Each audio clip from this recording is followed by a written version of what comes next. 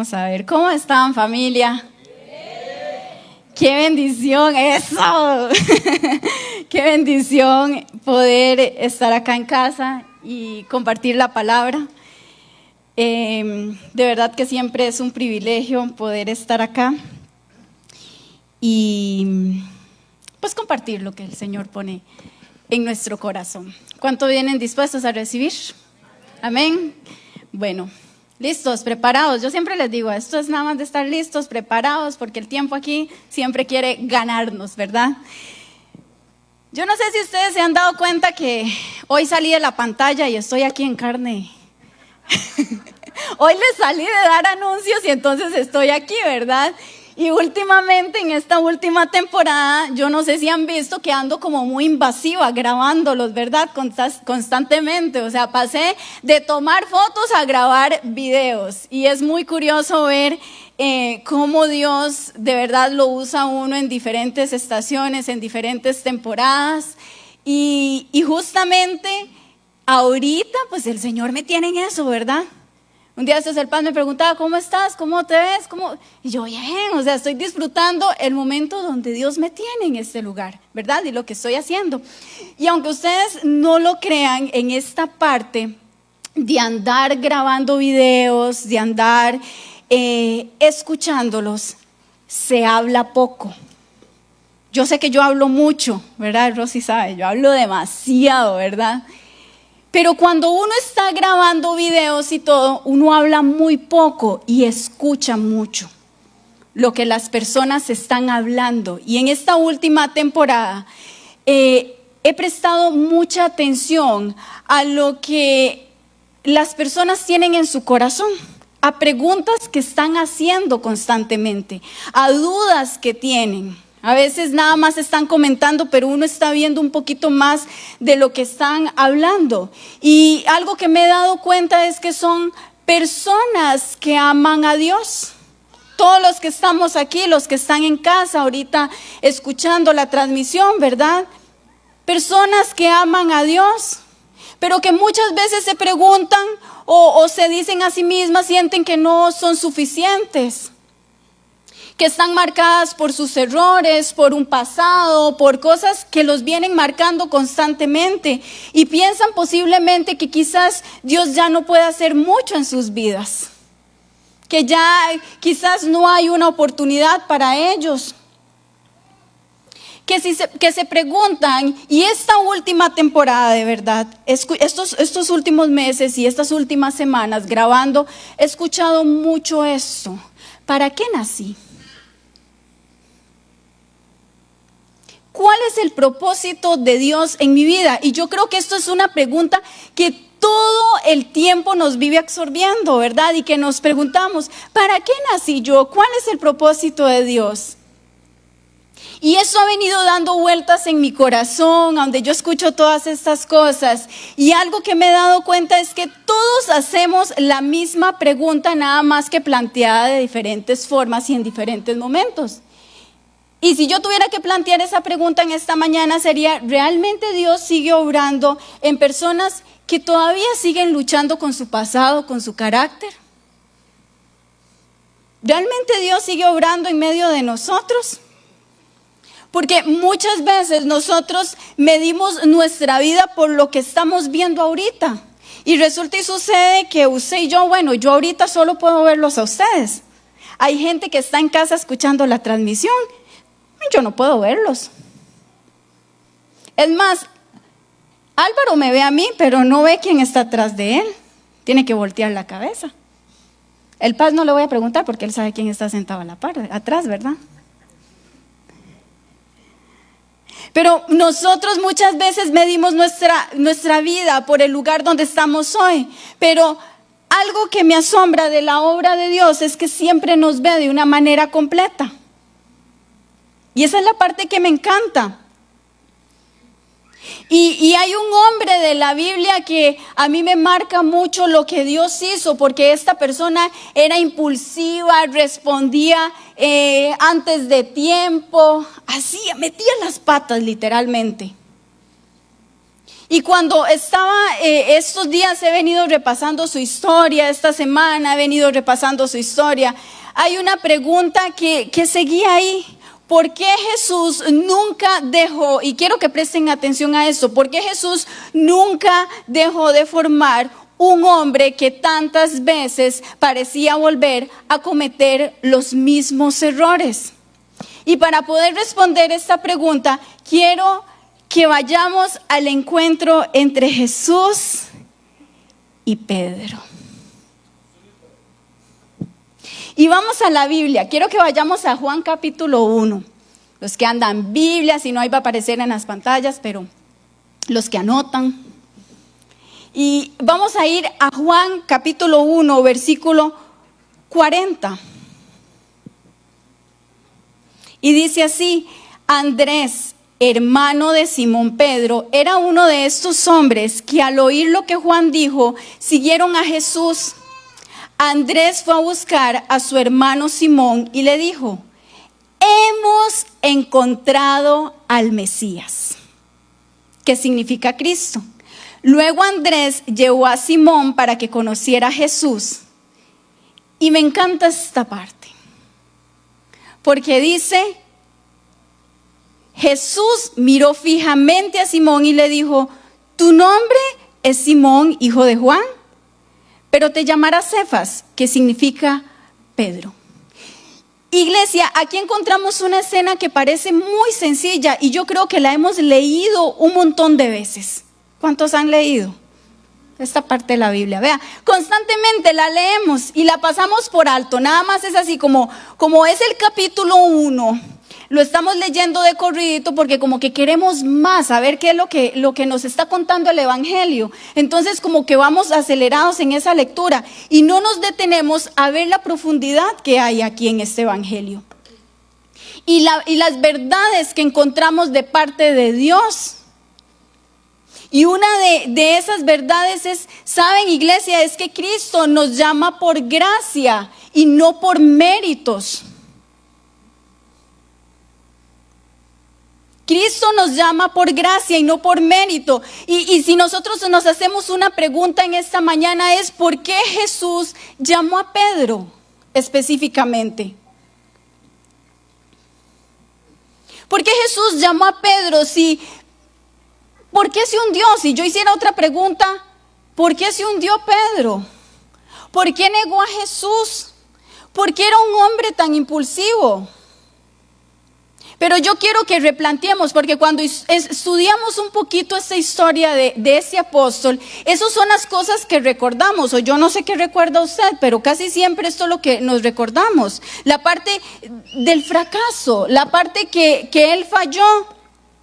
Pero yo quiero que nos hagamos una pregunta en esta mañana: ¿por qué Jesús lo llamó? ¿Por qué Jesús llamó a Pedro?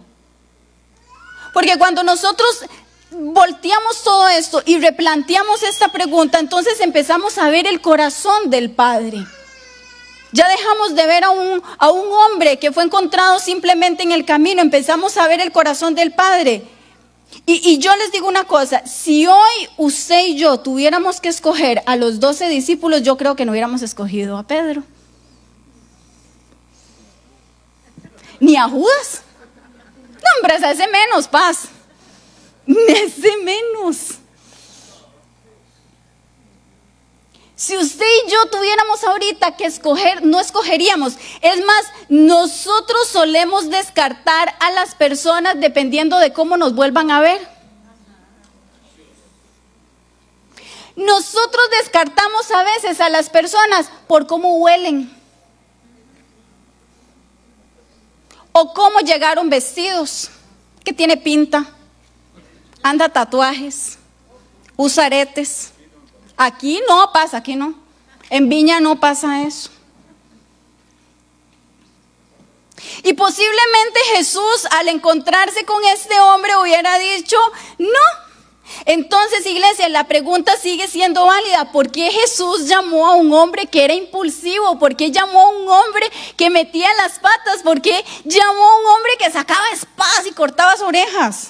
Es que de verdad Pedro era bien. Y saben, mientras estaba preparando todo esto, entendía algo. Tal vez esa no es solo la pregunta sobre Pedro. Tal vez es la pregunta que nosotros llevamos muchos años haciéndole a Dios. ¿Por qué Dios llamaría a alguien como yo? Es más, yo no merezco estar aquí. Nadie de los que estamos en este lugar merecemos.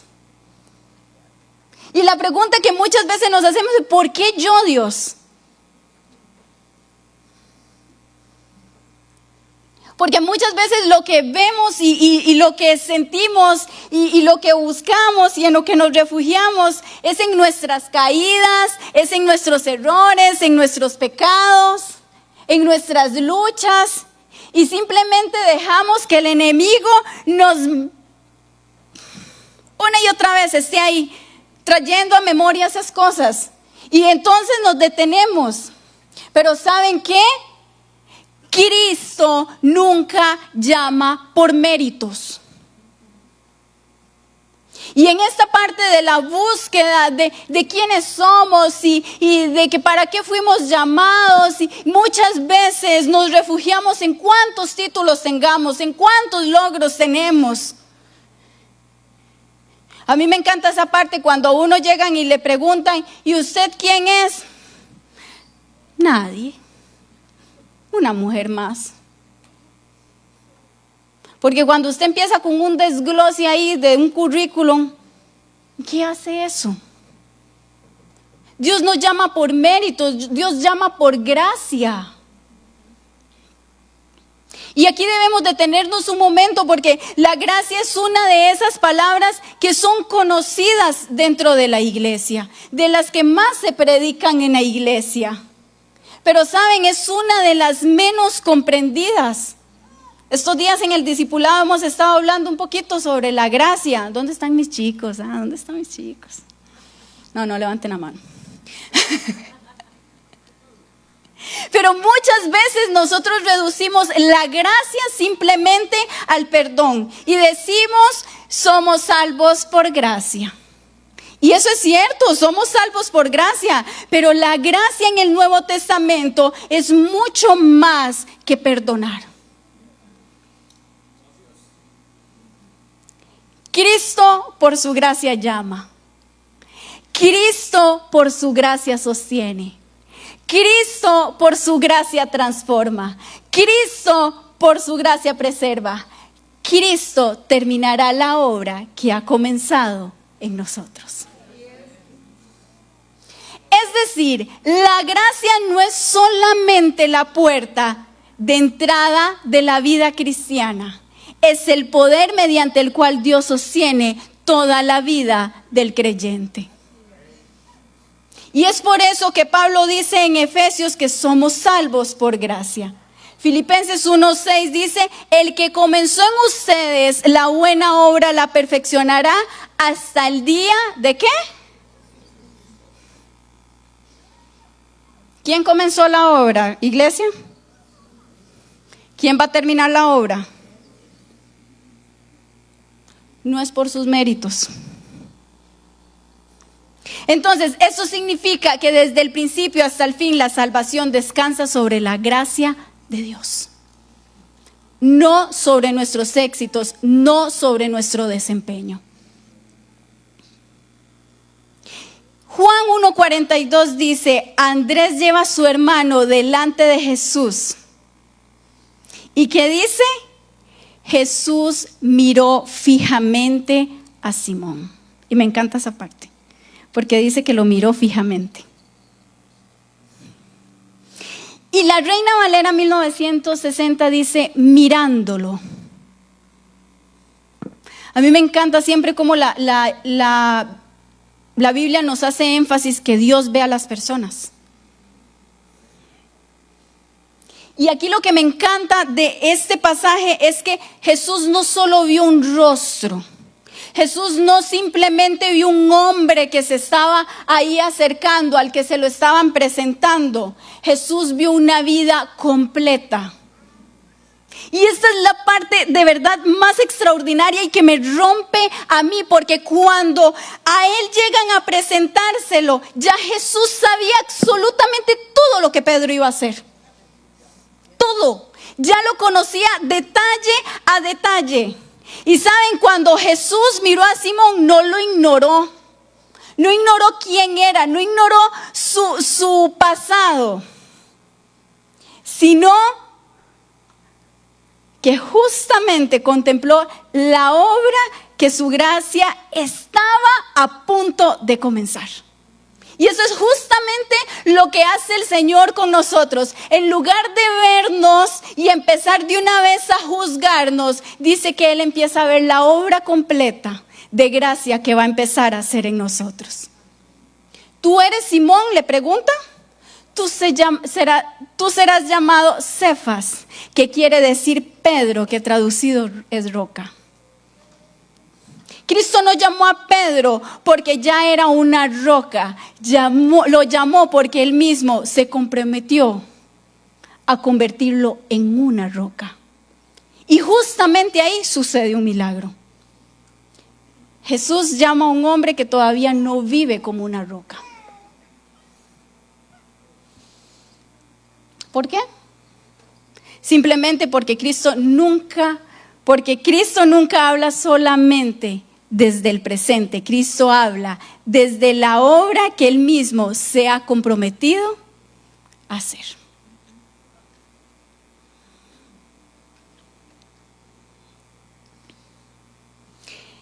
Y Romanos 8:29, Pablo dice que fuimos predestinados para ser conformados a la imagen de su Hijo.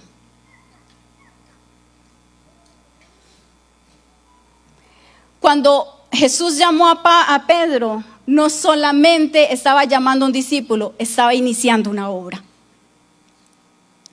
Y antes de confiarle una misión, ¿sabe qué hizo? Empezó a formar su carácter.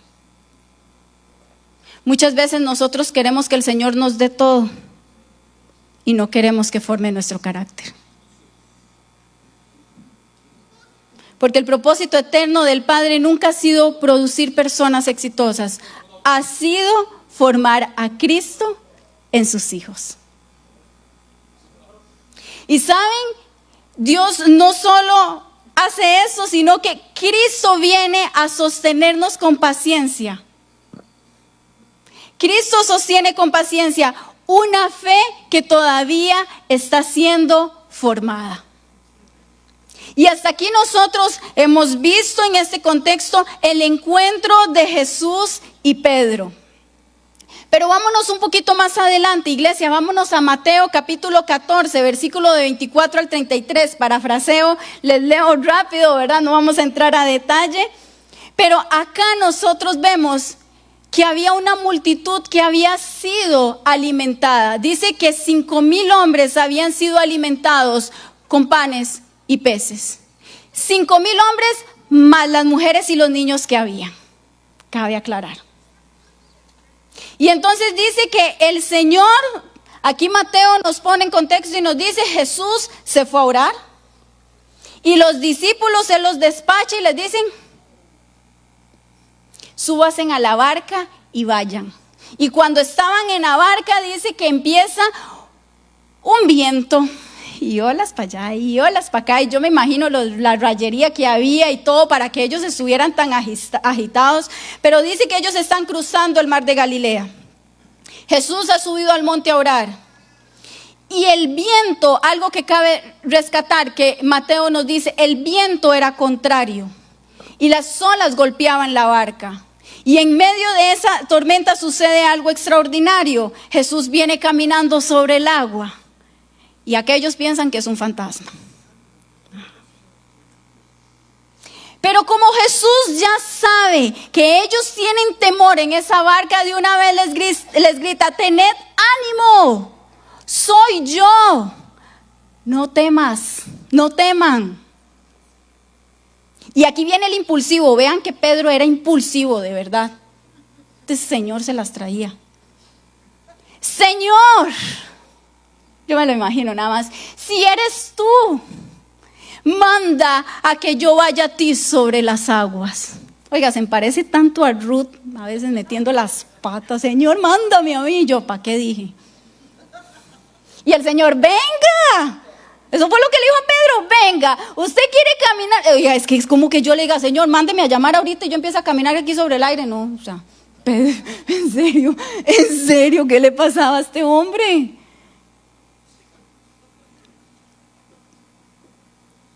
Y descendiendo Pedro de la barca andaba sobre las aguas para ir a Jesús. Qué chiva. O sea, ¿se imaginan de verdad qué lindo? Yo me imaginé que podía traer hoy aquí para hacer que caminaba. Pero mejor no. Y saben, aquí todo esto parece una historia de un milagro chivísima, ¿verdad? Y todo, pero Mateo nos muestra algo más profundo. ¿Qué hace Jesús cuando la persona que llamó comienza a fallar en el proceso? Porque esto no se trata de Pedro, esto es de lo que hace Jesús cuando nosotros empezamos a fallar. Sí, Pedro obedeció, sí, Pedro salió de la barca, sí, tuvo un momento extraordinario caminando, pero dice que al ver el fuerte viento, yo no sé cómo vio el viento, pero esto es un simbolismo de que cuando nosotros tenemos la mirada en Cristo Jesús podemos caminar sobre las aguas, pero cuando las desviamos empezamos a hundir. Y dice que él empezó a hundirse. ¿Y saben qué es lo más extraordinario de esta verdad de Dios?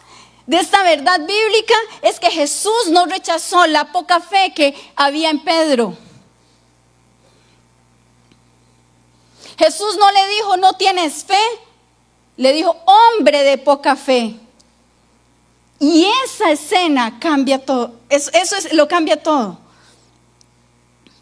Porque, ¿saben? Cristo no espera una fe perfecta para caminar con nosotros. Camina con nosotros mientras nuestra fe aprende a confiar plenamente en Él.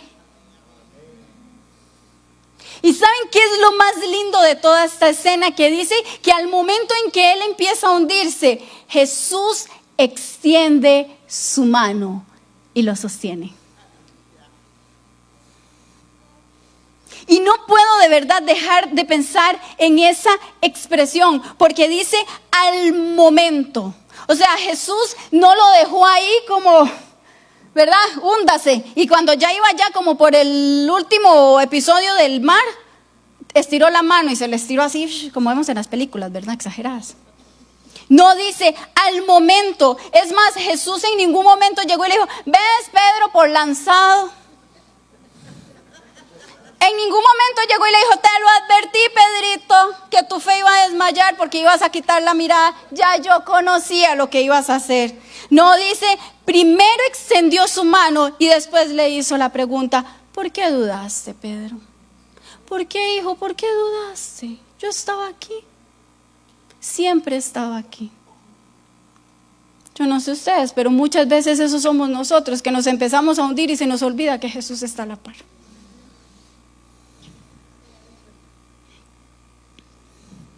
Muchas veces nosotros nos refugiamos en el nunca voy a cambiar.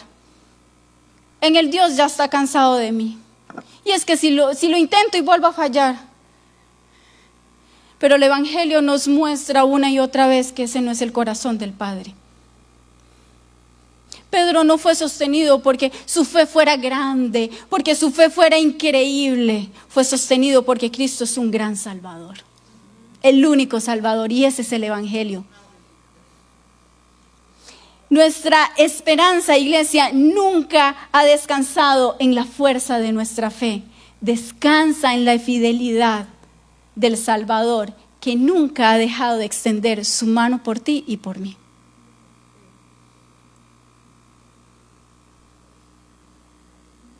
Y lo que me encanta de todo esto es que otra verdad del Evangelio es que la gracia de Cristo transforma progresivamente a quienes permanecen en Él.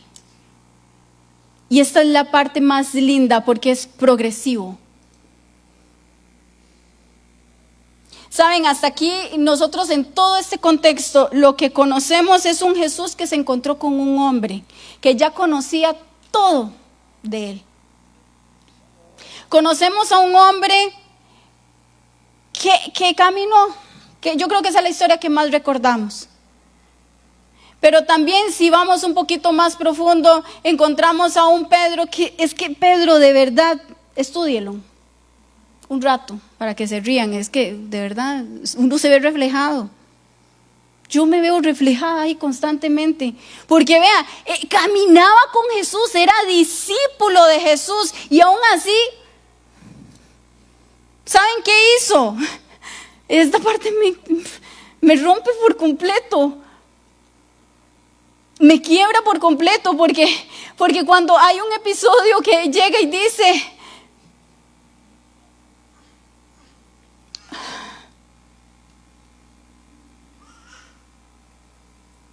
hay una parte que dice,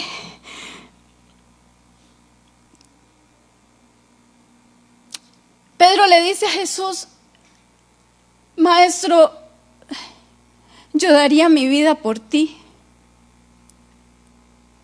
Yo moriría por ti.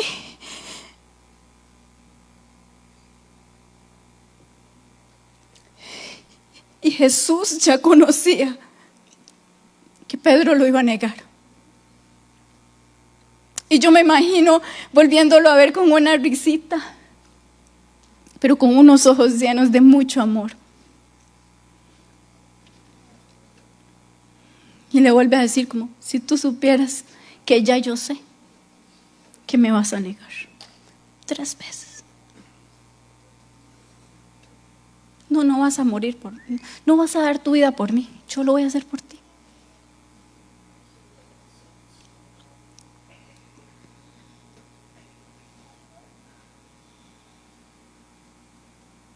Y a mí eso, iglesia, me rompe completamente porque aún ahí vemos a un hombre que simplemente es usted y yo hoy día, que le hacemos promesas a Dios constantemente de vamos a cambiar, vamos a hacer esto, vamos a hacer el otro, vamos a hacer aquí, vamos a hacer allá, y fallamos una y otra vez. Pero ¿saben qué es lo que me encanta de esto? Que la historia de Pedro no termina en esa barca, la historia de Pedro no termina ahí cuando negó a Jesús, la historia de Pedro avanza un poquito más y nos vamos a ir unos poquitos años más adelante, en una temporada más adelante, porque después vemos a un Pedro que es capaz de escribir esto en Primera de Pedro, capítulo 5, versículo del 6 al 10, y dice así: así que humíllese ante gran poder de Dios y a su debido tiempo Él los levantará con honor. Pongan todas sus preocupaciones y ansiedades en las manos de Dios, porque Él cuida de ustedes. Estén alerta, le dice a la iglesia, estén alerta, cuídense de su gran enemigo el diablo, porque anda al acecho como un león rugiente buscando a quien devorar. Manténganse firmes contra él y sean fuertes en su fe. El hombre que Jesús le había dicho que tenía poca fe, que había tambaleado, dice: manténganse firmes y sean fuertes en su fe. Recuerden que su familia de creyentes en todo el mundo también está pasando por el mismo sufrimiento. En el versículo 10, en su bondad, Dios los llamó a ustedes a que participen de su gloria eterna por medio de Cristo Jesús. Entonces, después de que hayan sufrido un poquito, Él los restaurará. Él los sostendrá. Él los fortalecerá y los afirmará sobre el fundamento sólido. ¿Y saben por qué Pedro ya podía hablar de esa manera? Él decía, a mí me encanta eso cuando dice, Él los sostendrá, porque Pedro había visto la mano de Dios que los sostenía. Él los restaurará porque Pedro había visto cómo el maestro, a pesar de que conocía su historia, lo había restaurado.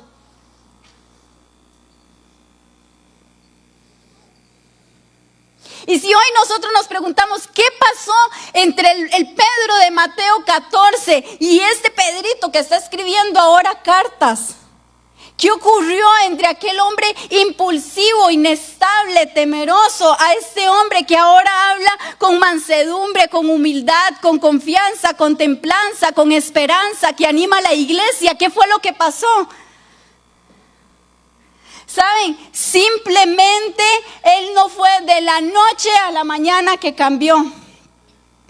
No fue el paso de los años. ¿Saben qué fue? Fue la fidelidad de Cristo sobre su vida. Pero ¿saben qué es lo que a mí me encanta de esta parte? No fue que simplemente maduró, fue que permaneció. ¿Y saben cuál es la diferencia? Ahorita el Paz llegó y dijo, yo no hubiera escogido a Judas. Pero ¿saben cuál es la diferencia entre Pedro y Judas? Los dos cometieron un error.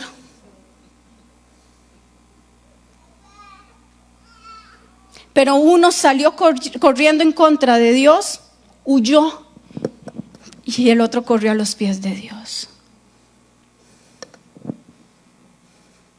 Uno permaneció. Uno se volvió a encontrar con Jesús una vez resucitado. Y pudo escucharlo donde llegó otra vez mirándolo a los ojos. Pedro, ¿me amas? Pedro, ¿me amas? Pedro, ¿me amas? Romanos 8:29, vuelvo a repetir, para que fuesen hechos conformes a la imagen de su Hijo. Ese siempre ha sido el propósito de Dios para tu vida. No es solamente perdonarnos, no es solamente bendecirnos, no es solamente usarnos, qué bendición, pero Él quiere formar a Cristo en nosotros. Y Cristo le llama, la Biblia le llama a esto un proceso de santificación. Es la obra continua del Espíritu Santo quien toma la vida de un creyente y día tras día lo va conformando a su imagen. A veces nosotros, iglesia, queremos que las cosas sean de la noche a la mañana. A veces nosotros somos tan impacientes con el proceso de Dios en nuestra vida. Y queremos todo para las ya. Y todo es un proceso donde la obra continua del Espíritu Santo empieza a trabajar en nosotros. Y entonces Pedro nos dice, humillaos pues bajo la poderosa mano de Dios. ¿Quién escribió esto? ¿En serio fue el Pedro que un día corrigió a Jesús? Después dice, echando toda vuestra ansiedad sobre Él, porque Él tiene cuidado de nosotros. ¿En serio esto lo escribió el mismo hombre que una noche fue dominado por el miedo? Y él termina diciendo, mas el Dios de toda gracia, Él mismo os perfeccione, afirme, fortalezca y establezca. No fue el tiempo que lo cambió, no fue la experiencia, no fue el sufrimiento. Repito, fue el Dios de toda gracia. Antes pedí este espejito prestado. Y saben, cuando nosotros vemos un espejo, es más, si yo hago ahorita así, esto no me produce así como que una imagen, porque los espejos tienen una función y es reflejar lo que está al frente. Los espejos reflejan. Y eso me hace pensar en las palabras de Pablo en 2 Corintios 3:18 que dice, así que todos nosotros, a quienes nos ha sido quitado el velo, podemos ver, pero escuchen esto, y reflejar la gloria del Señor. El Señor, quien es el Espíritu, nos hace más y más parecidos a Él, a medida que somos transformados a su gloriosa imagen.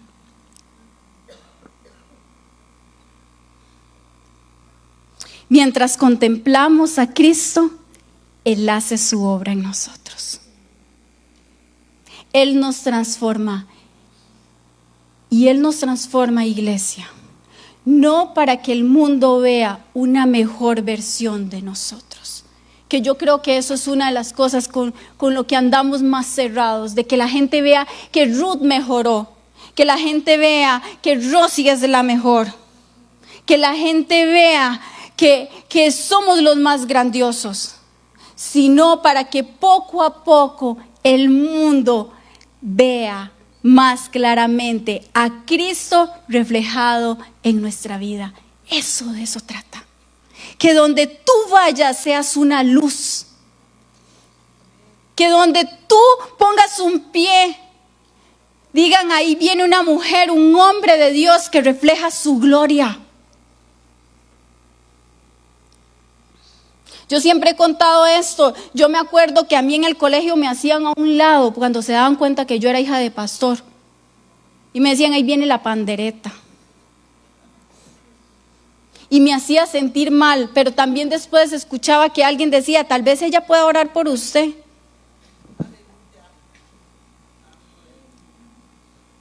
Porque al final veían algo diferente y no es que uno haya sido el mejor, era gracia. Filipenses 1:6 dice, el que comenzó en vosotros la buena obra la perfeccionará hasta el día de Jesucristo. E iglesia, esa es la esperanza del creyente. Que el que empezó la buena obra en nosotros la va a perfeccionar hasta el día que Él venga. Descansa en eso, iglesia. Descansa en eso. Dios ya conoce tu historia. Dios ya conoce tu panorama. Ya Dios conoce absolutamente todo. Pero no se ha rendido y no se va a rendir contigo. Lo único que puedo decirte en esta mañana es permanece. Permanece. Porque quizás te encuentres en una etapa de tu vida donde hay luchas, donde sigues tratando, donde muchas veces te puedes desanimar, donde muchas veces sentís mucho miedo porque hay tormenta, porque hay dificultades, porque te sentís solo. Pero nosotros no somos definidos por el capítulo que estamos viviendo en esta vida, en este momento. Hay propósito, hay más.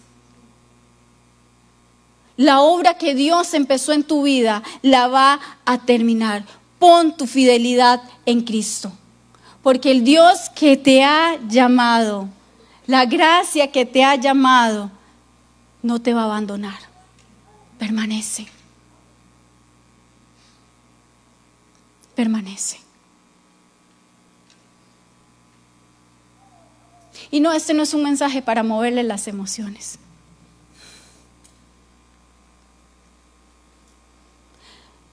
Es solo para decirte que Dios no ha acabado contigo.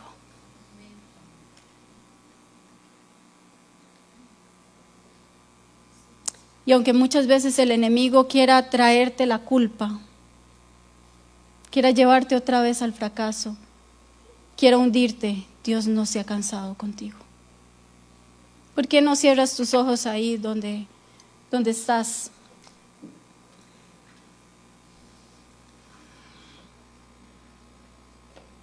Y solo meditas un momento. Solo medita un momento, iglesia, en esa palabra. Solo medita en el amor de Dios. Y en cuántas veces tú has querido huir, te has querido alejar. ¿O te has sentido solo, sola, abandonada? Y has dejado de percibir la presencia de Dios. Pero Dios sigue permaneciendo fiel. Dios sigue cuidándote. Y Dios sigue atrayéndote con cuerdas de amor. Y hoy, ¿saben qué es lo más lindo? Que por medio de la gracia de Dios podemos entrar confiadamente ante el trono de la gracia de Dios. Ya no hay velos que nos limiten a poder estar con el Señor y hablarle. Hoy podemos entrar confiadamente al trono de la gracia de Dios. Hoy podemos sentir su presencia. Y hoy adorábamos y le decíamos: Señor, tú eres el centro de nuestra vida. Tú eres todo, Señor. Y quizás hace tiempos has dejado de decírselo al Señor. Has dejado de poder abrir tu boca y decirle: Señor, tú eres todo para mí. Pero sabes, ahí con tus palabras solo díselo en humildad. Reconócelo. Señor, tú eres el Dios de mi vida. Y quiero que seas el centro de mi vida. Quiero que seas el centro de mi familia. Señor, gracias. Gracias, Señor, porque hoy al meditar en tu palabra, Señor, nos recuerdas que tú no nos abandonas y que tú, que has comenzado la buena obra, la vas a perfeccionar en nosotros. Señor, gracias porque así como llamaste a Pedro, por gracia también nos llamas, Señor Jesús, a nosotros. No por nuestros méritos, Señor, sino por tu amor. Señor, hoy pongo delante de ti, Señor, a tu iglesia, a cada persona que ha sentido, Señor, que sus errores son más grandes que su vida.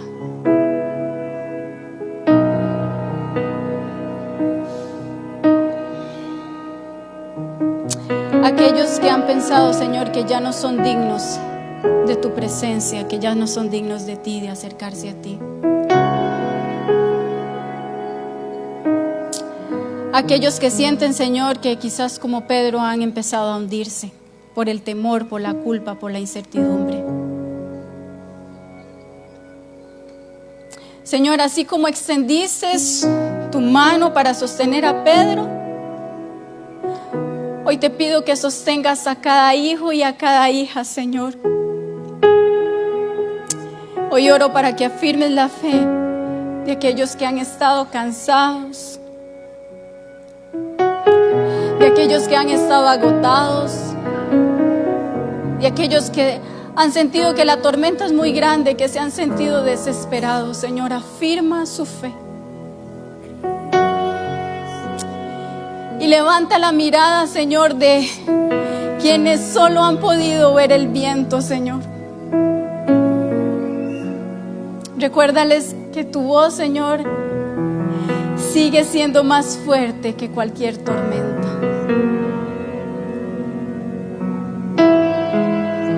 También oro por quienes todavía están buscando su identidad, Señor. Por aquellos que todavía se preguntan: ¿para qué nací? ¿Cuál es mi propósito? Que hoy ellos, Señor, puedan comprender que su valor no está en un título. Su identidad está en Cristo Jesús. Señor, y que por encima de cualquier llamado, de cualquier título, Señor, de cualquier ministerio, de cualquier logro, Señor, de cualquier sueño, Señor, hoy puedan abrazar esta verdad. El propósito más grande, Señor, de sus vidas es que Cristo sea formado en ellos. Espíritu Santo, continúa, Señor, obrando en nosotros y forma tu carácter en nosotros. Y enséñanos a confiar en tu fidelidad más que en nuestras propias fuerzas. Y que cuando nuestra fe, Señor, sea pequeña, nos recuerdes que nuestra esperanza nunca ha descansado en la grandeza de nuestra fe, sino en la grandeza de nuestro Salvador.